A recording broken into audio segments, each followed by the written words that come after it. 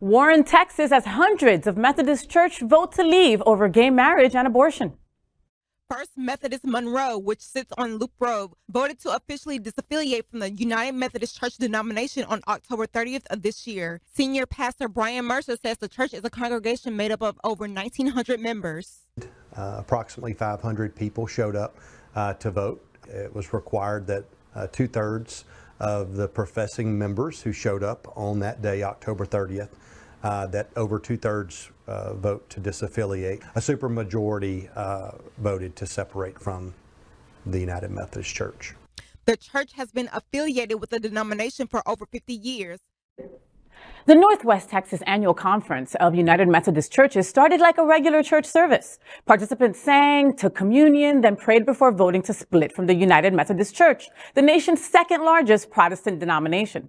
Presiding Bishop James G. Nunn said, quote, "We are a broken body," end quote, as he explained to his hundreds of congregants how the communion bread represented both the broken body of Jesus Christ, but also the tension within the faith. Nunn continued calling the accompanying communion juice cups of forgiveness. He prayed for the congregation's mercy and forgiveness toward one another. She said, quote, "Even in the best of circumstances, there are feelings that are hurt, and sometimes relationships are rendered in two," end quote. The Northwest Texas Conference includes 200 churches from far west Texas up through the Panhandle. The Lubbock gathering included 145 of those churches, about a third of the 439 Texas churches that finalized their departure from the denomination on Saturday. The split, organized by more conservative church members, comes after years of infighting that stems from the UMC's more inclusive stances when it comes to congregants and its acceptance of gay marriage and other divides that mirror and are likely to intensify America's broader ongoing polarization. The measure in Lubbock passed by a vote of 261 to 24. And, I have a feeling that a bunch of those Methodist churches that have gone away are going to end up getting a lot more LGBTQ plus congregants coming their way real soon. Good. If you don't like how things are, then break away and do your own thing. It's freedom of religion, isn't it? We still have freedom there, right? Yeah, but that's also why sometimes we ask, right? We see all these radical conservative activists speak out, usually a lot of pastors who speak out, gays must die, blah, blah, blah, blah, blah, preaching the message of hate. And then we ask, why are the mainline churches not saying anything? This is one of the reasons why. They're afraid that if they actually speak up, the leadership speak up, the more conservative quarter of their larger network of churches is going to split. It happened to Anglicans. It's now happening to Methodists.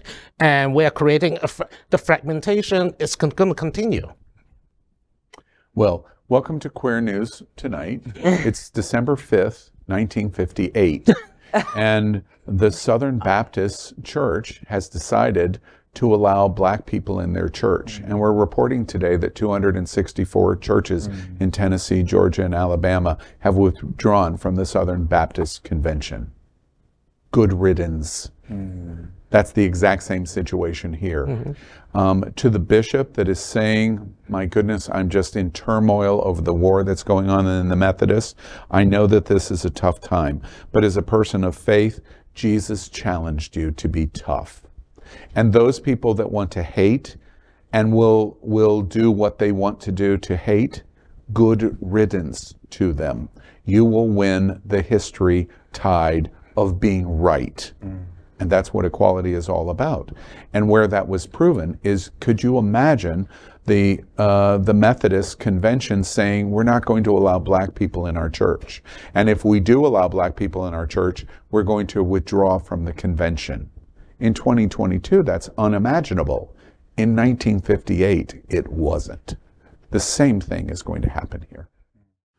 LGBTQ plus news is vital for our community and for the broader world as a whole. We have enough enemies at Fox News. Tucker, Sean, and Laura are loud. We need passionate allies. Happening Out Television Network, Queer News Tonight, and It's Happening Out are literally out of the closet and into the headlines. Our community needs your support. Like this broadcast and subscribe now to ensure the growth of the entire LGBTQ plus community.